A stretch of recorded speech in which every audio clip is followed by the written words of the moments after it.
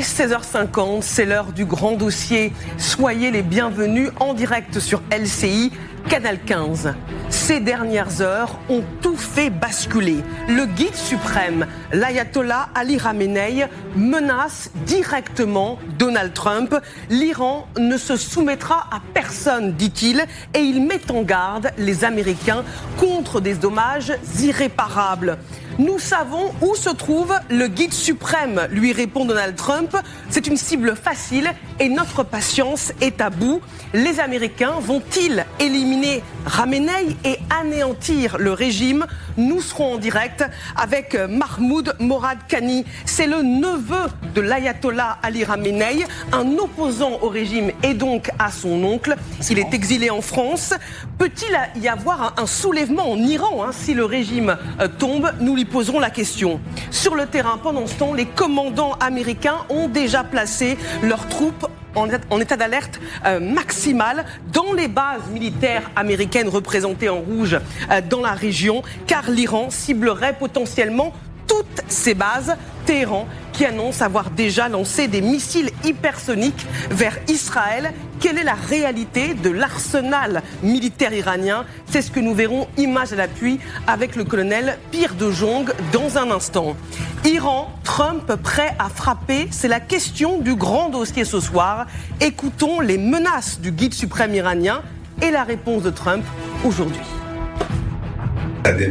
Si les États-Unis interviennent sur ce terrain, en particulier par le biais d'une intervention militaire, les dommages qu'ils subiront seront sans aucun doute irréparables. 3 mots très simples. Ils sont très simples. Reddition sans condition. Ça veut dire que j'en ai marre, d'accord? J'en ai marre, j'abandonne, on arrête. Ou nous allons faire sauter toutes les installations nucléaires qui sont un peu partout. Reddition ou je frappe. Les mots de Donald Trump sont extrêmement forts. Partons justement aux États-Unis, retrouver nos envoyés spéciaux. Vous le savez, nos équipes sont partout où le conflit se joue. Et on va retrouver Hélène Bonnet avec Éric Josset en direct ce soir de Washington. Bonsoir Hélène. Trump se prépare à frapper l'Iran?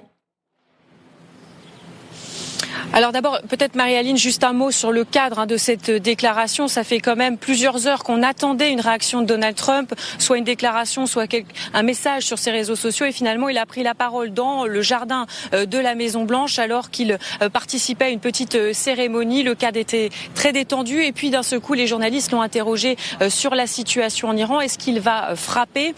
Il a répondu de façon assez ambiguë. Je peux le faire ou peut-être pas. Personne ne sait ce que je vais faire. Déclaration ambiguë aussi sur la situation de l'Iran qui tantôt, dit-il, arrive trop tard pour négocier et qui en même temps lui aurait proposé de nouvelles discussions, de renvoyer une délégation à la Maison-Blanche. Mais ce que l'on retient effectivement, c'est cet ultimatum de nouveau lancé par Donald Trump, une capitulation sans condition. Et il a expliqué ce que cela signifiait. Il a dit que l'Iran devait abandonner et que derrière, nous irions faire exploser les installations nucléaires. Voilà l'objectif de Donald Trump. On comprend que c'est bien l'éradication de ces sites nucléaires. Il n'a pas dit s'il allait lancer les opérations. Il a conclu en disant que il n'avait pas non plus donné sa décision au Premier ministre israélien Benjamin Netanyahou, mais qui lui avait donné la consigne de continuer ses opérations militaires. Merci beaucoup Hélène Bonnet avec Éric Josset en direct de Washington ce soir. Allons plus loin dans le grand dossier. J'ai le plaisir d'accueillir le colonel Pir de Jong. Bonsoir. Vous êtes consultant géopolitique pour LCI, vice-président de l'Institut Thémis. Magali Barthès, bonsoir. Bonsoir. Notre éditorialiste international sur LCI. Louis Saillant, bonsoir. Bonsoir. Ancien capitaine dans les forces spéciales et auteur de ce livre, Chef de guerre aux éditions Mareuil. Merci d'être avec nous dans le grand dossier ce soir. C'est désormais un face-à-face Trump, guide suprême iranien qui se joue. L'ayatollah a menacé le président américain il y a quelques heures. L'entrée des États-Unis dans cette guerre se fait entièrement à leurs dépens. Les dommages qu'ils subiront seront bien plus importants que ceux que pourrait subir l'Iran.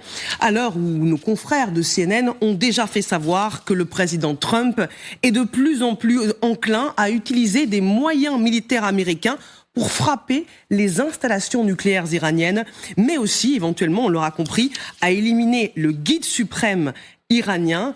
Depuis Washington, aujourd'hui, face à la presse, Trump joue avec les nerfs de Téhéran en disant qu'il ne répond pas. Il ne dit pas quand et s'il va frapper, mais on a bien compris, Magali, que Donald Trump n'a jamais été aussi proche de déclarer la guerre à l'Iran.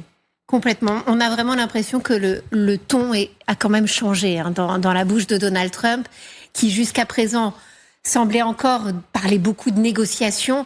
Là, quand il dit ma patience est arrivée à bout et j'ai dit à Benjamin Netanyahou continue, et qu'il s'associe de plus en plus en disant nous avons détruit les défenses antiaériennes iraniennes. On sent que de plus en plus, finalement, il a récupéré finalement ces frappes israéliennes presque à son profit, et que maintenant c'est presque aussi sa guerre à lui. Et c'est vrai qu'on sent une différence de ton qui est absolument flagrante, et ce qui nous frappe, nous, c'est la désinvolture avec laquelle Donald Trump, finalement, annonce qu'il va raser les installations nucléaires iraniennes, qui est quand même le dossier qui empoisonne le monde depuis quand même des décennies. Et la désinvolture et le vertige qui peut nous prendre quand on pense aux conséquences de tout ça. Jusque-là, le président américain ne voulait pas aller aussi loin. Alors, qu'est-ce qui l'a fait basculer ces dernières heures ? Regardons ensemble ce que dit le New York Times dans leur dernière enquête. Trump souhaitait gérer l'Iran selon ses propres conditions et non celles de Netanyahou, et il avait affiché sa confiance en ses capacités à négocier, mais il en était venu à croire que les Iraniens le menaient en bateau. Le lundi 9 juin, Trump a téléphoné à Netanyahou. Trump a été impressionné par l'ingéniosité de la planification militaire israélienne. Après avoir raccroché, il a déclaré à ses conseillers « Je pense que nous devrons peut-être l'aider ».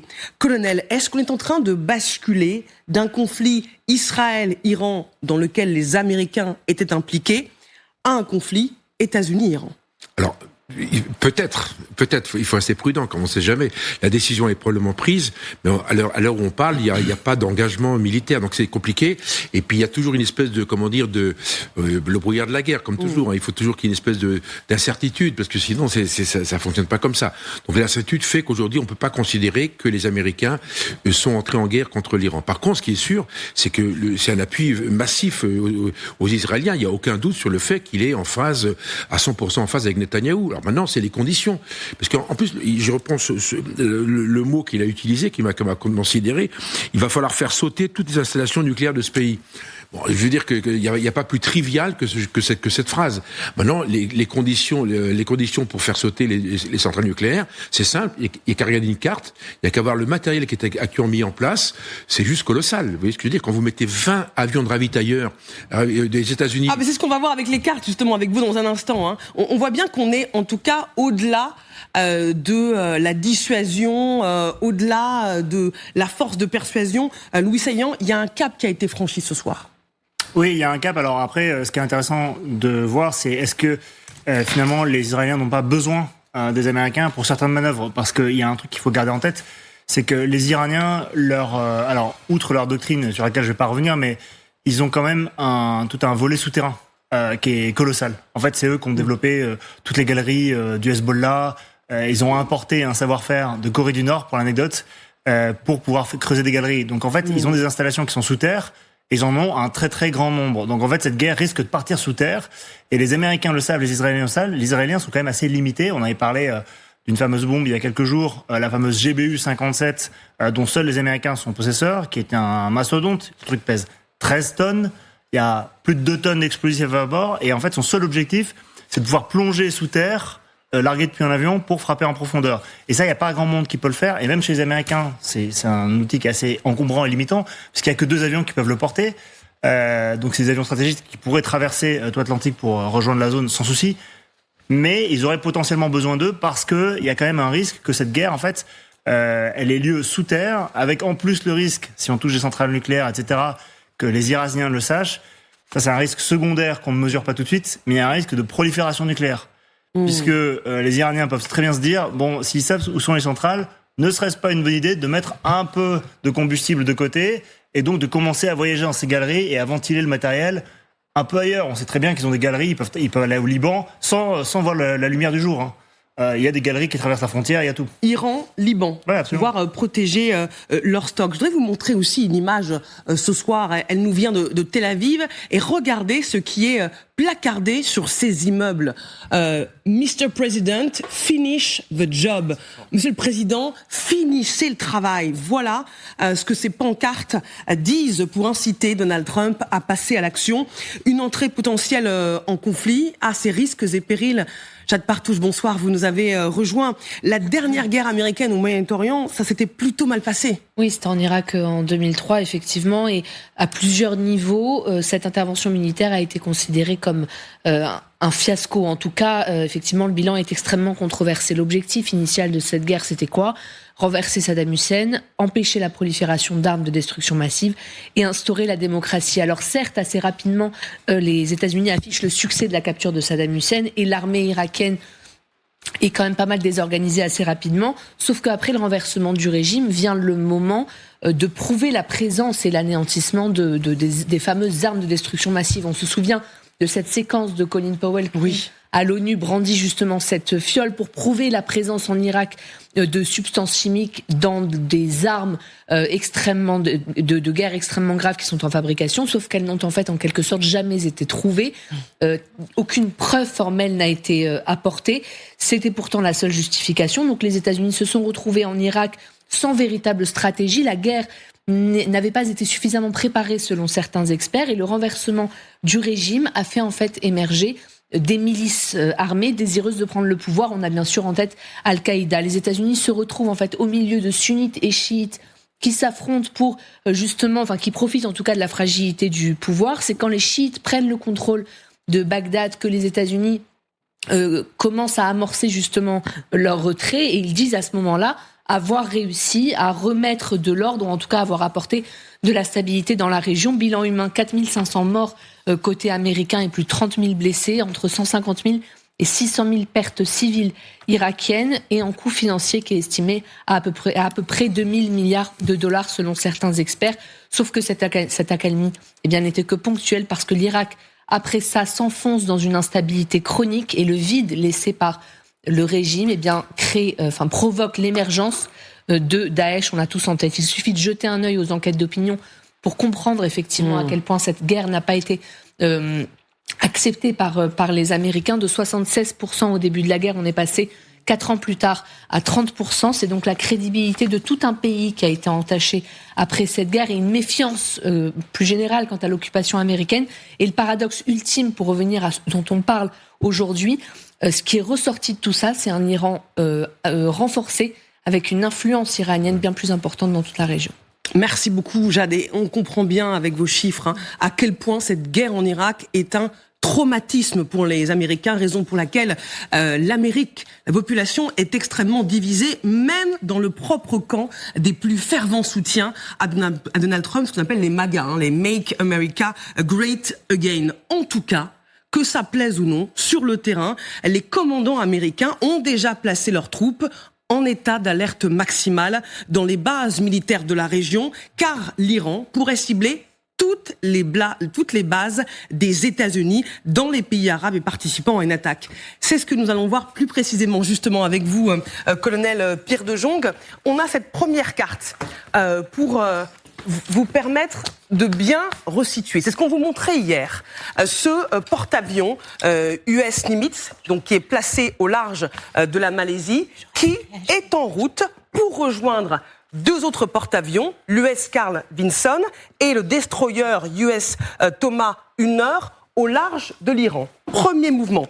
Autre mouvement, entre 20 et 30 avions ravitailleurs américains que nous montre Flight Radar qui sont déjà en route pour le Moyen-Orient et ils ont déjà fait hier une étape intermédiaire au Royaume-Uni avant de repartir. Et aujourd'hui, que se passe-t-il ? Eh bien, regardez un autre indice qui nous montre que les Américains se préparent à la guerre. Il y a ces 4 bombardiers lourds, 1, 2, 3, 4, qui se trouve désormais sur cette base américaine de l'île Diego de Garcia dans l'océan Indien. 4 bombardiers lourds, une base américaine qui se trouve à 5200 km de l'Iran et du site de Fordo, le site nucléaire stratégique que vous allez voir sur l'autre carte. Alors, colonel, pourquoi un tel positionnement? Pourquoi ces bombardiers lourds sur l'île de Diego Garcia? Alors pour une raison très simple, c'est qu'en fait cette île est une île à l'origine qui était mauricienne. Les Britanniques ont chassé les populations et en fait ont installé une base. Et ils l'ont prêtée, donnée aux Américains depuis quelques années. Donc c'est une base, c'est une île, donc c'est l'île des Chagos. Hein. Sur cette île, il n'y a pas un seul habitant, il n'y a que des militaires. Moi, j'y étais une fois à l'occasion de mes activités à l'île de la Réunion. J'ai eu l'occasion d'y aller. C'était vraiment très compliqué pour y aller. Totalement secret, totalement confidentiel. Les Américains sont très touchy sur le sujet. Ils sont ça leur plaît pas d'avoir quelqu'un comme moi qui se promène sur la base.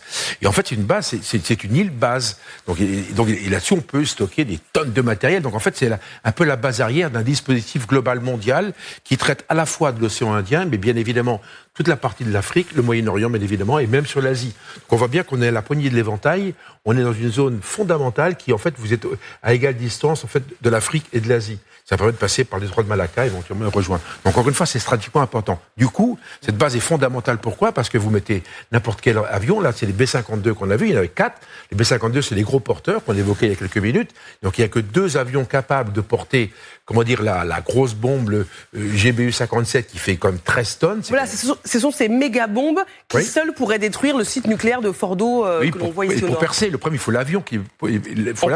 Alors, on a pu imaginer à un moment donné, très concrètement, que les Américains donnent ou prêtent cette bombe aux Israéliens, mais les Israéliens n'ont pas cette bombe. Donc, et là, on se rejoint le discours du président Trump tout à l'heure, lorsqu'il dit qu'il faut frapper pour détruire, pour frapper pour détruire les installations. Il faut bien avoir la bombe, et comme il faut la bombe, il faut les avions, et l'avion, il faut le pilote. Donc vous avez un avion américain avec le drapeau américain sur la cabine de pilotage.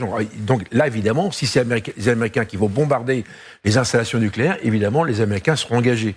Et c'est ça le sujet. Donc c'est ça. Et tous les avions qu'on voit, concrètement, les 20 ravitailleurs peuvent servir parce que les distances de 5200 km, c'est une grande distance, même si ces 2 avions, le B-2 furtif et le B-52, qui est un vieil avion, mais qui vole extrêmement haut, qui est quasiment indétectable et intouchable, avec une artillerie solaire. Donc bilan, c'est ces deux avions qui peuvent porter. Comme ils ont une capacité de 30 tonnes, ce qui veut dire que chacun de ces avions peut emporter 2 bombes. Emporter 2 bombes. Voilà, donc c'est ça le sujet. Avec une grande autonomie aussi, hein. Oui, ça vole. 14 000 km sans ravitaillement. Oui, ça vole quasiment. En fait, ces 2 engins, c'est les vecteurs de l'armement nucléaire américain. C'est la dissuasion américaine. Alors, les Américains ont d'autres moyens, d'autres vecteurs, comme les sous-marins nucléaires, lanceurs d'engins. Mais ça, c'est la partie aérienne et qui date de Mathusalem. C'est les années 50, le B-52.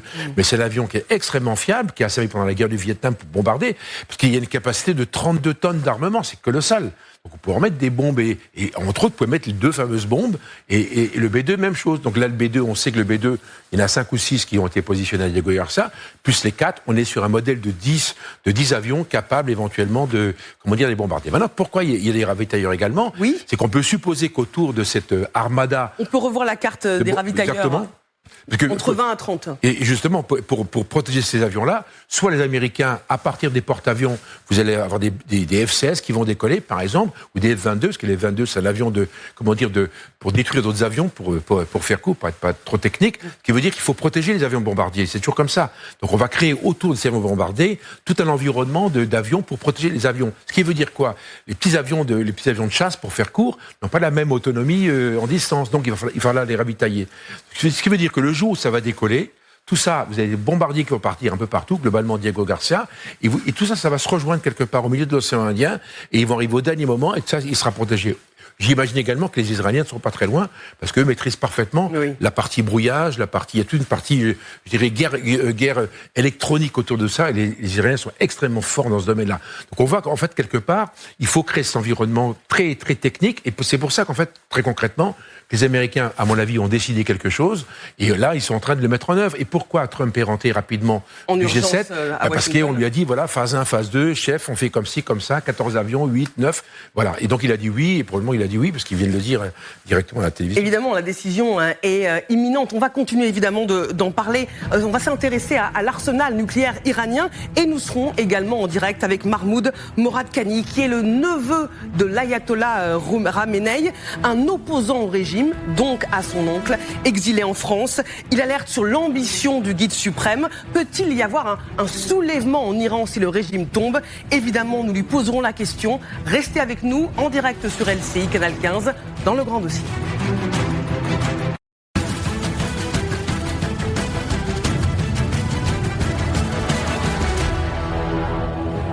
Vous êtes bien devant le grand dossier intitulé ce soir « Iran, Trump est-il prêt à frapper ?»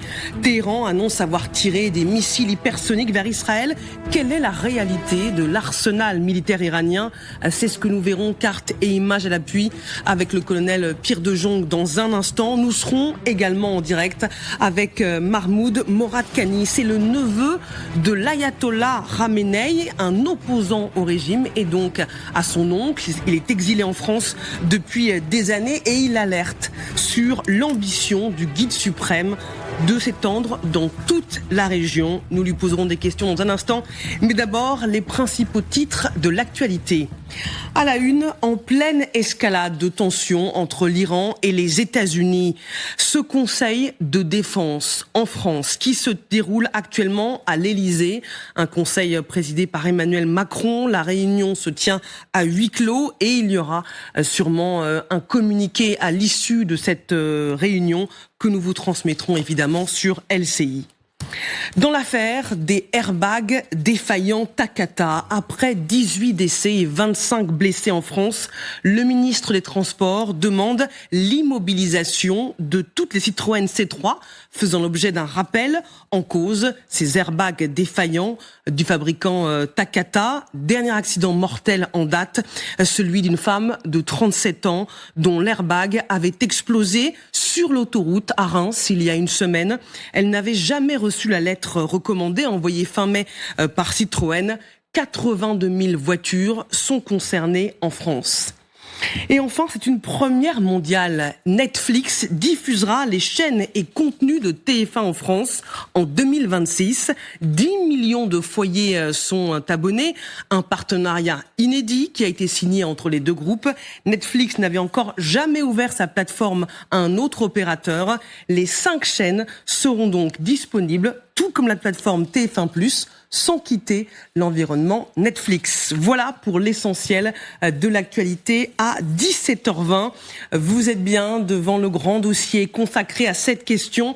Iran, Trump est-il prêt à frapper? Avec le colonel Pierre de Jong, avec Magali Barthès, avec Louis Saillant, ancien capitaine dans les forces spéciales, et accueillons Jean-Marie Guéhenno. Bonsoir. Bonsoir. Diplomate français, ancien secrétaire général adjoint de l'ONU, spécialiste des questions de défense et auteur de ce livre, Le premier 21e siècle de la globalisation à l'émiettement du monde, aux éditions Flammarion. Merci beaucoup d'être avec nous dans le grand dossier.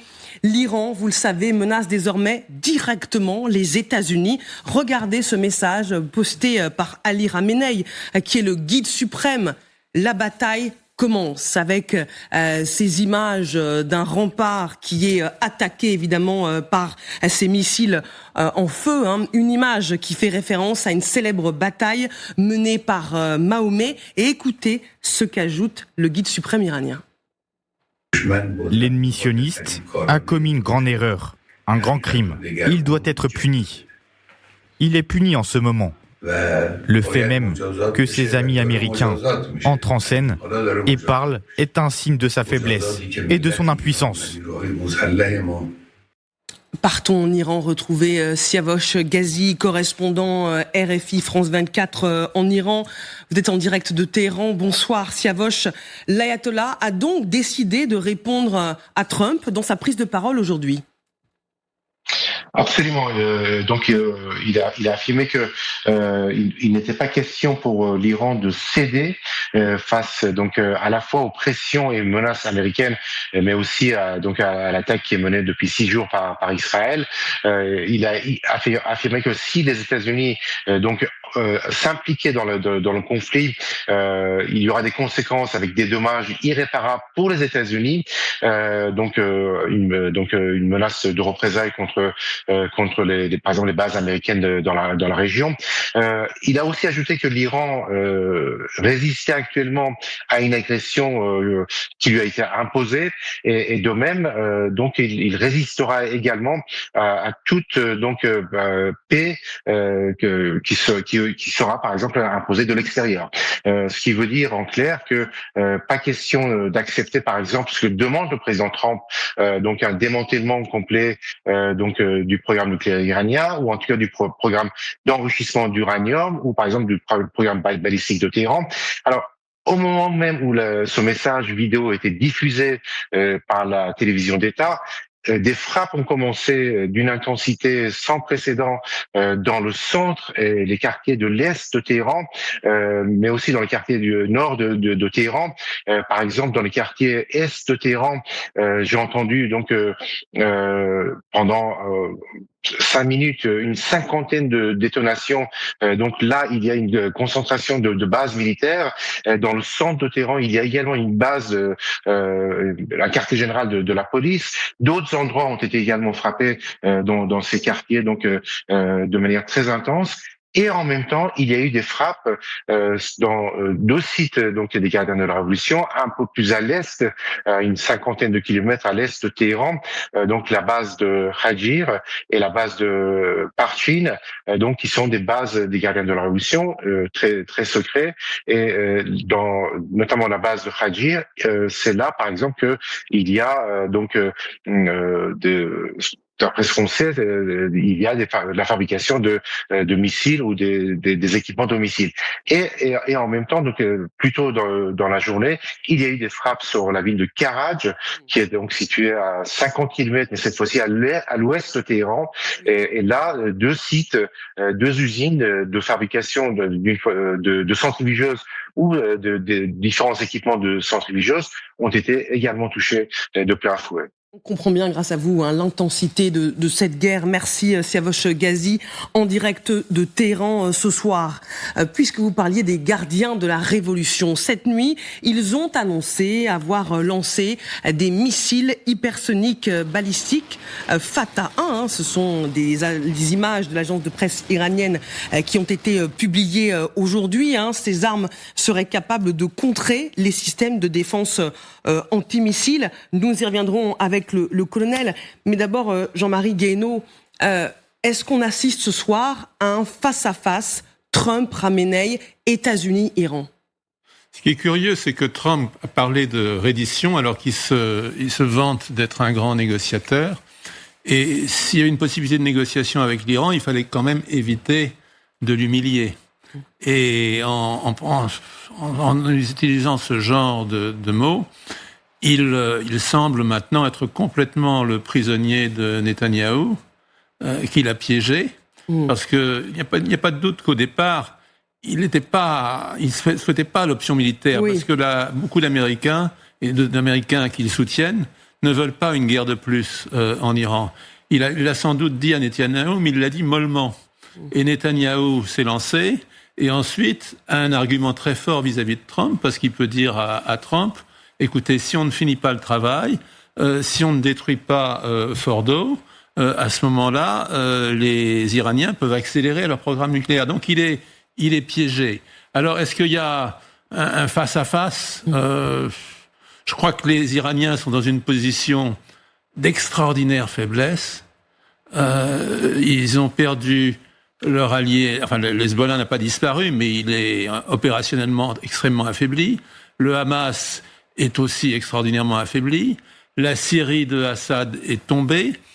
Donc toute la stratégie de dissuasion qu'avait l'Iran avec la menace de pouvoir multiplier les attaques de missiles sur Israël s'est effondrée. Mais il reste la Russie, il reste la Corée du Nord qui peuvent soutenir éventuellement l'Iran. Éventuellement, mais est-ce que la Russie est en mesure aujourd'hui? La Russie, elle n'est pas dans une position si forte que cela en Ukraine, heureusement, et donc elle a autre chose à faire.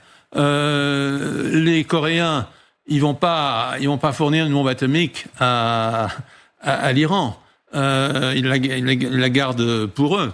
Donc en fait, l'Iran est très faible. Et à mon avis, c'était une occasion éventuelle pour une négociation que Trump a rejetée.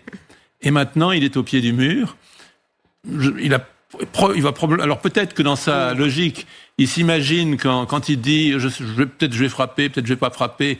Il s'imagine que peut-être avec cela, il va obtenir des concessions de l'Iran.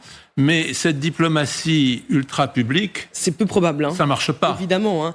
Vous parliez des missiles. On ne sait pas si la Corée du Nord serait en capacité de fournir d'autres projectiles ou lanceurs, comme on dit dans le langage militaire, à l'Iran. Mais regardez ces missiles balistiques hypersoniques Fatah 1. Alors ce type de missile, dont le nom signifie vainqueur ou victoire en arabe, sont des armes redoutables qui pourraient être utilisées pour viser les bases américaines qui se trouvent dans la région. On va les regarder ensemble, car l'Iran a déjà prévenu, en cas d'attaque, elle pourrait commencer à miner notamment le détroit d'Ormuz, qui est une tactique destinée à immobiliser les navires de guerre américains dans le golfe Persique. Quel est l'intérêt et puis aussi le revers du minage de cet espace ? Les mines, il faut les enlever. Donc le problème, il faut les enlever. Et puis deux, il n'y a pas bateau qui passe. Et là, ce serait une catastrophe. Moi, je pense honnêtement que la séquence américaine telle qu'on va la vivre ou qu'on la vit actuellement, avec cette montée en puissance, elle concerne autant le Hormuz et le golfe Persique, éventuellement avec son blocage, que les installations nucléaires. Parce que là, pour le coup, vous avez une véritable, il y a un ébranlement mondial. Vous voyez ce que je veux dire? Il y a l'ensemble le monde est concerné par ça. L'Iran, bien évidemment aussi, mais l'ensemble de la planète. Et ça, je pense que les Américains le toléreront jamais. Et là, je pense qu'ils peuvent vraiment taper plus fort encore que sur la partie nucléaire qui va nous concerner, en fait, globalement, à l'heure où on parle, qu'un bombardement d'installations enterrées. Là, c'est des porte-avions, c'est des groupements aéronavals, et là, c'est la conquête il faudra déminer, et puis détruire tout le système militaire iranien qui est le long du golfe Persique. Donc ça, c'est un sacré sujet, et je pense que les Iraniens, c'est l'ultime carte qu'ils ont aujourd'hui, en magasin. Louis Saillant. Oui, en plus, les surfaces sont très grandes, on se rend pas compte, mais en fait, tout est très grand, c'est un pays qui est extrêmement étendu, l'Iran. Et donc, le fait de miner cet ensemble est très complexe, et pour ajouter à ce que dit le colonel, il y a aussi un ensemble de gazoducs qui passent dans ces régions-là et qui alimentent en partie l'Europe. Donc là aussi, il y a un enjeu économique majeur qui pourrait contribuer à asphyxier, à harceler. Parce que ce qui est intéressant aussi dans l'Iran, c'est que ils ont toujours eu une doctrine qui est très particulière. Parce qu'en Europe, il n'y a pas beaucoup de pays qui ont cette doctrine-là. Mais c'est vraiment une doctrine de défense en profondeur. C'est-à-dire qu'ils savent qu'ils peuvent pas faire le poids face à des pays comme les États-Unis ou des grands pays européens. Donc leur doctrine, c'est d'avoir des éléments, des proxys, une espèce de coussin autour d'eux pour déstabiliser un petit peu les pays autour d'eux, pour les essouffler, les harceler un petit peu avec les milices chiites, avec le Hezbollah. Et donc ça contribue à faire un effet de saturation qui va décourager les gens d'attaquer l'Iran en se disant ils vont perdre trop de moyens, trop d'énergie à entrer en conflit avec l'Iran. Mais c'est ça qui est tombé, justement. Exactement. C'est ce bouclier-là qu'ils n'ont plus. Et c'est ça qui pose un véritable problème à l'Iran. D'où, alors maintenant, cette hypothèse du détroit d'Ormuz, c'est 20% du pétrole mondial. Oui, c'est énorme. Par là. Donc, c'est dire que c'est une déstabilisation, en effet, économique planétaire. Quant aux bases américaines au Moyen-Orient, il faut savoir que les Américains sont en alerte maximale depuis déjà une semaine, puisqu'ils ont déjà fait rapatrier notamment les familles et les personnels non essentiels, justement parce que, évidemment, que c'est ce danger. C'est 40 000 soldats américains dans la zone. Ils ont même fait rapatrier, justement, vers ces bases américaines du Golfe, du matériel anti-drone qui devait être livré à l'Ukraine. C'est dire si, aujourd'hui, ces bases-là, elles sont archi protégées. Maintenant, on a quand même l'impression d'un régime iranien qui brandit énormément de menaces. Mais quand on regarde les salves de missiles qui sont par exemple envoyées sur Israël, il y a plutôt le nombre est en train de baisser au fur et à mesure. Il n'y a pas eu de mort la nuit dernière en Israël. Il y a des missiles, mais il y en a moins maintenant. Comme si finalement, ça y est, les capacités de riposte iraniennes commençaient un peu à s'essouffler, parce que il y a à la fois évidemment la protection aérienne d'Israël, mais Israël est en train de frapper de manière systématique toutes les bases, les rampes de lancement de ces missiles, est en train d'essayer de détruire les stocks de missiles, en faisant le pari qu'ils vont réussir à essouffler cette menace balistique. Eh bien justement, colonel, vous allez nous expliquer tout ça devant le grand écran. Quelle est la réalité de l'arsenal militaire iranien? Alors, comme le disait Magali, l'arsenal balistique au tout départ, il est estimé à 3000 missiles, selon des sources occidentales. Ça veut dire 300 par mois en capacité de production. Et dans 6 ans, voilà, ce qui est projeté, c'est 20 000 missiles balistiques. Mais comme le disait Magali Barthès, c'est un stock qui s'amenuise, puisque depuis le début du conflit, environ la moitié de ces missiles auraient été détruits. Est-ce que leur capacité de nuisance, malgré un stock qui diminue, elle est toujours très inquiétante, colonel? Alors, plutôt que de répondre rapidement là-dessus, je voudrais rebondir sur ce qui vient d'être dit, et c'est dans la continuité. C'est vrai que dans la doctrine des Iraniens, il y avait deux pôles, en fait. Il y avait un pôle extérieur tel qu'il était évoqué, et ce mot coussin est parfaitement adapté, avec toute une série de pays, des proxys, le Hamas, etc., qui animaient et qui déstabilisaient, et qui étaient en fait le bras armé extérieur de l'Iran. Et le deuxième côté, c'était quoi? C'est toute la partie des missiles. Pourquoi?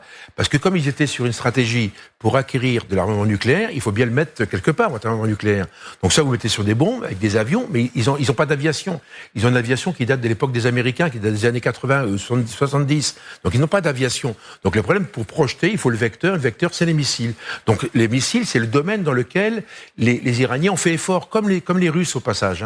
Donc aujourd'hui, ils ont une industrie, ils ont des missiles récents, plus ou moins récents, etc. Donc c'est un vrai sujet. Après, ils ont stocké. Parce qu'ils savent fabriquer. Donc, encore une fois, c'est une économie qui est sous embargo. Donc, ils n'étaient pas très à l'aise pour en faire des millions et des millions. Mais ils ont des stocks. On parle de 3000 missiles. Je crois que c'est un chiffre minimum, parce que j'ai vu d'autres chiffres circuler. On va dire que c'est un chiffre raisonnable. 3000, c'est un chiffre énorme. En même temps, c'est pas non plus des millions. Parce que si on en tire 100 par nuit, comme ça s'est passé il y a quelques jours, on voit que ça s'arrête. Et là, je rejoins Magali, qui disait à l'instant que très concrètement, depuis 2 jours, on voit bien que la quantité de missiles qui arrivent sur Israël est beaucoup moins important. Donc il y a peut-être une forme d'affaiblissement. Sauf s'ils utilisent des missiles particuliers pour tirer non pas sur Israël, mais pour tirer sur ce qu'on disait à l'instant, sur les forces étrangères, américaines par exemple, qui sont au Moyen-Orient. Au passage, je rappelle qu'il y a une base française en Jordanie et une base française au Qatar.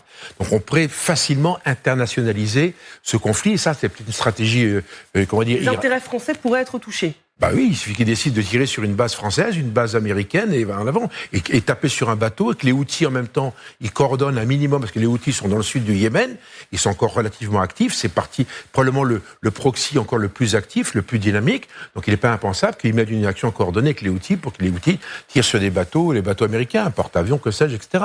Donc on peut avoir un embrasement assez facile, si vous voulez, grâce à ces missiles. Et pourquoi c'est facile? Parce que ça tire loin. Alors, on peut regarder justement beaucoup plus précisément cette arme redoutable de l'Iran. Je vous le disais, ce type de missile dont le nom signifie vainqueur ou victoire en arabe, les missiles hypersoniques balistiques Fatah 1 qui ont été présentés pour la première fois en 2023 est capable de contrer les systèmes de défense antimissiles. Donc, quelle force de frappe, colonel? Je vous ai interrompu.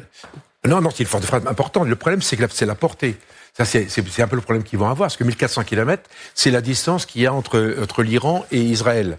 Par contre, si vous descendez ces missiles le long de la frontière, je dirais, ouest, le long du golfe Persique, là, c'est pas du tout la même chose, parce que là, vous allez taper.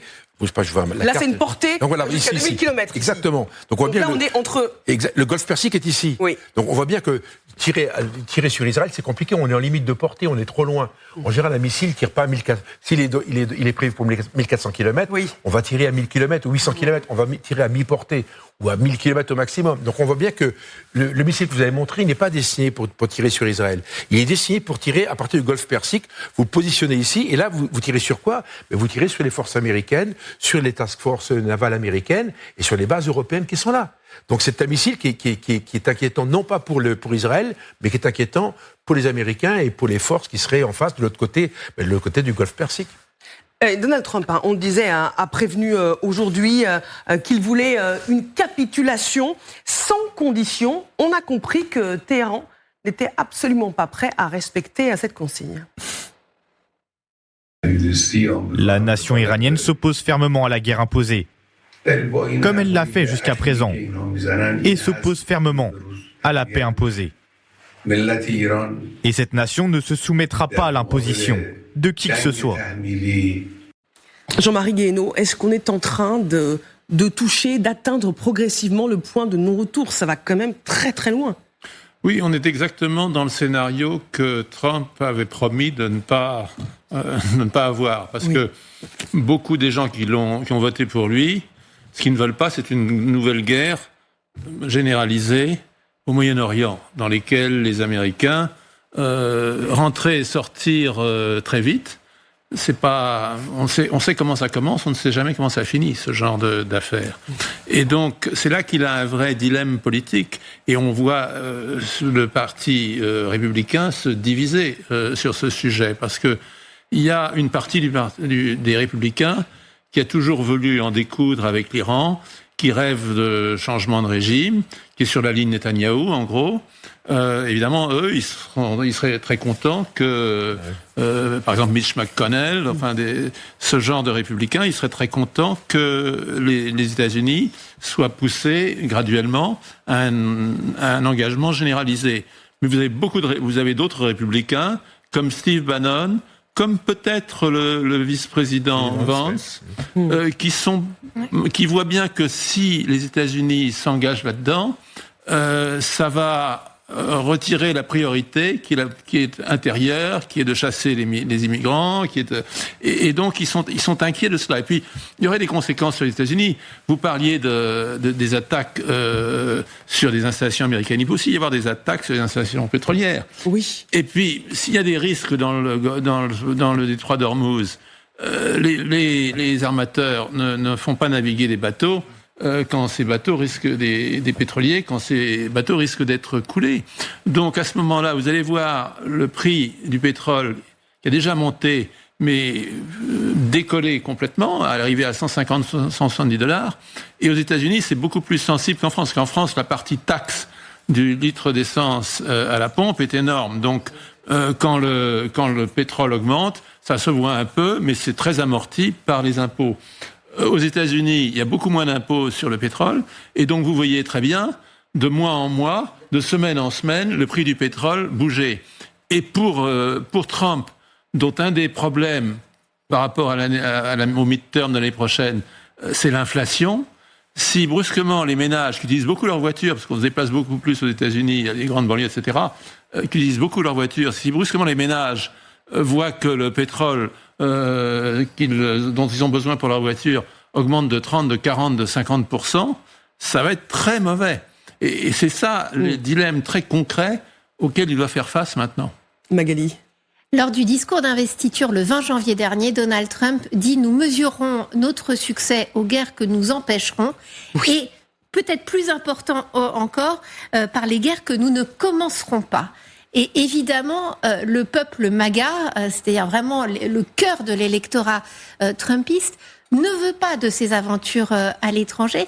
Et c'est vrai que ça oblige finalement Donald Trump à beaucoup d'acrobaties pour justifier le fait qu'il faille peut-être y aller, que c'est une opportunité historique de se débarrasser du nucléaire iranien. Il a eu une prise de bec avec l'un de ses grands soutiens, Tucker Carlson, qu'on voyait absolument partout dans tous ses meetings, et auquel il a dit qu'il ne voulait pas d'une intervention, auquel il a dit mais rendre sa grandeur à l'Amérique, c'est aussi ne pas permettre aux Iraniens de posséder la bombe. Donc ce qui montre à quel point il va devoir se justifier aussi face à ce peuple Make America Great Again. On va poursuivre ce débat avec un opposant au régime. Nous sommes en direct avec Mahmoud Moradkani. Bonsoir. Vous êtes le neveu de l'ayatollah Ali Khamenei. Vous êtes un opposant au régime, donc un opposant à votre propre oncle. Vous êtes exilé en France depuis des années et pour des raisons de sécurité, nous n'allons évidemment pas révéler où vous vous trouvez en direct. Merci d'être avec nous dans le grand dossier. Je voudrais d'abord vous faire écouter ce qu'a dit Donald Trump aujourd'hui et je vous ferai réagir juste après. Écoutons le président américain. 2 mots très simples. Une reddition sans condition. Soyons clairs, j'en ai assez. J'abandonne. Ça suffit. Ou alors nous allons faire exploser tout le matériel nucléaire présent là-bas. Ils ont toujours eu de mauvaises intentions. Ça fait 40 ans qu'ils disent « mort aux États-Unis, mort à Israël, et mort à tous ceux qu'ils n'aiment pas ». Ils sont comme des brutes, comme des harceleurs à l'école. On verra ce qui va se passer. Beaucoup de choses peuvent arriver. Une guerre, c'est complexe. Rien n'est jamais complètement terminé. Mahmoud Mourad-Kadni, est-ce que la reddition est une option imaginable si jamais il était acculé pour le guide suprême? Bonjour, merci de votre invitation. Je pense que ce régime, et en particulier Ali Khamenei, serait prêt pour conserver son régime, accepter peut-être n'importe quoi.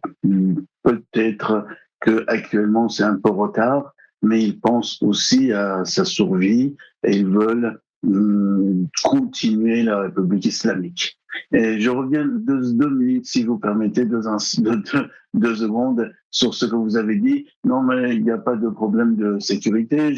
J'habite, je réside, je suis médecin ORL à Croix, dans la région lilloise. Je suis en France depuis 1986 et comme vous l'avez bien dit, je suis opposant. Et d'ailleurs, mon père aussi, depuis vraiment le début de ce régime, 6 mois, 7 mois après la victoire de Khomeini, nous sommes devenus opposants, mon père en particulier, et nous avons toujours dit que les mollahs, la religion ne doit pas gouverner, et mon père aussi, qui est décédé il y a 3 ans, était un laïc et militait pour un régime non religieux. Vous restez avec nous, hein. Vous prenez évidemment des risques que vous assumez en vous exprimant en direct à la télévision. On va entendre de nouveau Donald Trump qui souhaite bonne chance au guide suprême et on va vous demander si le régime tombe, est-ce qu'il peut y avoir un soulèvement en Iran pour un autre régime qui serait en phase avec la population iranienne? À tout de suite dans le grand dossier.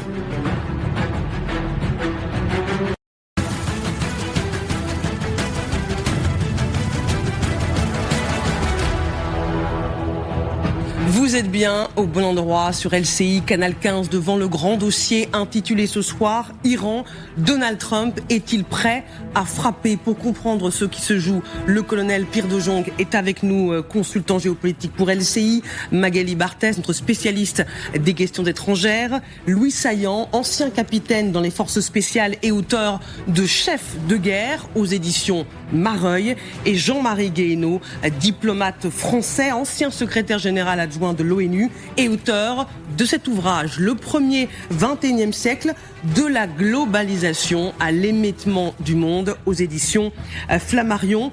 Et nous sommes toujours en direct avec Mahmoud Mourad-Kadni, neveu de l'ayatollah Ali Khamenei, opposant au régime et à votre oncle exilé en France depuis des années. Je voudrais vous montrer, qu'on regarde ensemble, ce qu'a dit Donald Trump sur le guide suprême. Il dit « Nous savons exactement où se cache le soi-disant guide suprême. C'est une cible facile. Nous n'allons pas l'éliminer, le tuer, du moins pas pour l'instant. Notre patience arrive à bout. » Et écoutons ce qu'il ajoute. Il y a 1 heure à peu près, c'était une séquence avec le président américain face aux journalistes. Écoutons-le. Monsieur le Président, que répondez-vous au guide suprême de l'Iran qui dit qu'il ne se rendra pas? Je lui souhaite bonne chance. Bonne chance, ça veut tout dire. Est-ce que vous pensez que votre oncle est tellement bien caché qu'il est impossible que les services américains puissent le repérer, ou que l'élimination est bien possible? L'élimination est possible. Pourquoi? Vous pensez qu'il y a... Je pense qu'il faut revenir un petit peu en arrière au niveau idéologique, et comme pour d'autres dictateurs dans le monde, dans l'histoire, il reste persuadé qu'il a raison jusqu'à dernière minute. Et je pense qu'il est à Machhad. Certains disent qu'il est à Téhéran, caché dans un bunker, mais je pense qu'à Machhad, il serait plus tranquille. Mais quand même, dans toutes les situations, il est possible de l'éliminer. même de l'intérieur. On sait très bien que Mossad et les forces d'Israël ont des personnes très proches de Khomeini et des pasteurs. Donc ils peuvent l'éliminer, soit par des bombes, soit par attentat, mais pour l'instant, c'est pas dans leur intérêt. Et l'élimination simple de Ali Khamenei, je ne pense pas régler totalement le problème. Il resteront encore des fidèles. Et ce que j'ai peur, mon inquiétude principale, c'est que le régime réussit à s'en sortir et après se venge sur la population, comme a fait Khomeini après la guerre avec l'Irak, qui a tué plusieurs milliers de prisonniers. C'est le risque, vous restez avec nous Magali, parce que si demain le guide suprême est éliminé ou disparaît d'une manière ou une autre, on peut imaginer qu'il décide de fuir, est-ce qu'il y a une opposition capable de prendre la relève ? Il est très très compliqué de répondre à cette question. Les Israéliens appellent à un soulèvement du peuple iranien et on voit bien dans les frappes qu'ils mènent en ce moment qu'ils essayent justement de s'en prendre à l'appareil aussi répressif de l'Iran. Aujourd'hui encore, c'est le QG de la sécurité intérieure du régime iranien qui a été frappé. Et tout ça, ce sont des messages envoyés à la population quand Israël frappe des QG de police, ces gardiens de la révolution qui sont impliqués dans la répression. C'est vraiment pour leur dire: vous aurez le champ libre et allez-y après. Il y a cette volonté vraiment israélienne d'en appeler après au soulèvement du peuple pour avoir ce changement de régime. Mais est-ce que cette population aura ce réflexe-là, pourra le faire ? Il y a beaucoup d'interrogations. Louis Saillant, vous me disiez pendant la publicité, alors qu'on se demandait si Donald Trump allait oser frapper l'Iran et éliminer le guide suprême, que les Américains ont déjà mené des opérations. On ne peut pas dire qu'ils ne sont plus en guerre du tout depuis la guerre en Irak. Oui, effectivement. Et l'idée, c'est de moduler en fait l'idée de dire que les Américains partent en guerre. Alors, je ne sais pas s'ils partent en guerre. Est-ce qu'on parlerait pas non plus de frappe en profondeur stricte et après on laisse tel quel. Donc, tel quel, c'est toute la question. La question de l'après. Est-ce que il va y avoir un gouvernement de transition qui va le composer, qui peut prétendre au trône? C'est beaucoup de questions à laquelle, je n'ai bien sûr pas la réponse, mais qu'il est intéressant de se poser, surtout en ce moment où on comprend, que l'escalade va aller assez loin. Donc, il y a un énorme enjeu là-dessus. Colonel, c'est quand même hallucinant d'entendre le président américain, lors d'un échange avec la presse, dire bonne chance au guide suprême, sous-entendu les Américains peuvent le tuer. C'est vrai qu'il est toujours surprenant dans ses réponses et c'est assez déstabilisant. Mais c'est vrai qu'il a une aisance incroyable, qui fait que, encore une fois, si j'étais iranien et je m'appelais comme un âge, je m'appelais comme lui, quelque part je prendrais cliquer mes claques, quoi. Parce que c'est très inquiétant, parce que je pense que Trump, il pense vraiment ce qu'il dit. C'est qu'en fait, il le dit de façon très légère et très décontractée, mais je crois qu'il pense ce qu'il dit. Et donc, très concrètement, je pense qu'ils ont prévu quelque chose. Alors maintenant, encore une fois, je pense que c'est pas les Américains qui vont faire ça. Je pense que les Israéliens sont bien plus doués que les Américains pour faire ce genre d'opération. Mais bien sûr que s'il y a une opération globale qui se met en place et qu'en même temps, Khamenei est tué à l'occasion d'une frappe ou d'un assaut, que sais-je, etc., bien sûr, les Américains sont concernés par le sujet. Vous savez, le vrai problème qu'on voit apparaître aujourd'hui, c'est quoi? On l'évoque depuis 3 minutes.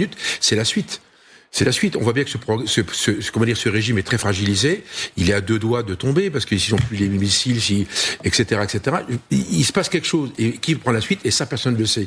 Et ça, l'Iran, il y aura un énorme point d'interrogation. C'est quand même très compliqué à gérer parce qu'on voit pas très bien qu'est-ce qui pourrait remplacer Khamenei demain matin, en tout cas. Il nous reste très peu de temps. Allez-y, Jean-Marie Guéhenno, avant qu'on entende de nouveau Monsieur Mourad-Kani. Moi, ce qui m'inquiète beaucoup, c'est ces appels d'abord des Israéliens au soulèvement.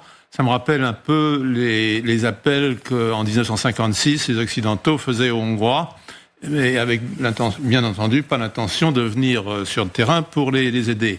Et aujourd'hui, ni les États-Unis, ni l'Iran, ni l'Israël n'ont la moindre intention de mettre des troupes au sol. Et donc c'est vraiment immoral d'appeler des gens au casse-pipe, alors qu'il y a 150 000 gardiens de la Révolution, Pasdaran, l'Iran est très affaibli internationalement, peut-être qu'il n'a plus assez de missiles, etc. Mais ces forces-là, elles se sont pas évaporées dans la nature. Et donc, il y a une chose qui est certaine, c'est que si le régime était menacé, il ne partira pas. Je crois qu'il est très peu probable qu'il s'effondre d'un coup comme ça. Ça me paraît très peu probable. Ce qui risque de se produire à ce moment-là, c'est une guerre civile. Avec toutes les violences d'une guerre civile. Et je trouve qu'en ce moment, on vit un peu dans un moment 2003. C'est-à-dire, tout le monde disait Saddam Hussein, une fois qu'il est tombé, l'Irak, la démocratie. On s'imagine que quand un régime a un dictateur épouvantable, en dessous des dictateurs, il y a une merveilleuse société civile prête à s'épanouir. C'est pas vrai. Plus un régime est dictatorial, plus il pourrit la société. C'est ce qu'on a vu en Irak, c'est ce qu'on a vu en Syrie, c'est ce qu'on a vu en Libye. Et en Libye, ça fait maintenant presque 15 ans que Kadhafi a été éliminé. Dieu sait, c'était un épouvantable dictateur. Et la Libye est encore dans le chaos. Et bien justement, très rapidement, Mahmoud Mourad-Kani, il nous reste vraiment 30 secondes. Est-ce que vous pensez qu'une opposition peut prendre la relève de votre oncle si demain il disparaît ? Je suis tout à fait d'accord avec les analyses qui viennent d'être faites, tout à fait difficile à prévoir. J'espère qu'on puisse, et surtout l'opposition à l'intérieur, nous avons encore des personnalités dans les prisons et même en liberté qui peuvent prétendre et pouvoir prendre au pouvoir. Tout dépend de la façon de la disparition de ce régime et effectivement c'est très difficile de prévoir et j'espère que ça sera au profit du peuple. Merci beaucoup, monsieur Mourad-Kani. Merci à tous d'avoir participé à ce grand dossier.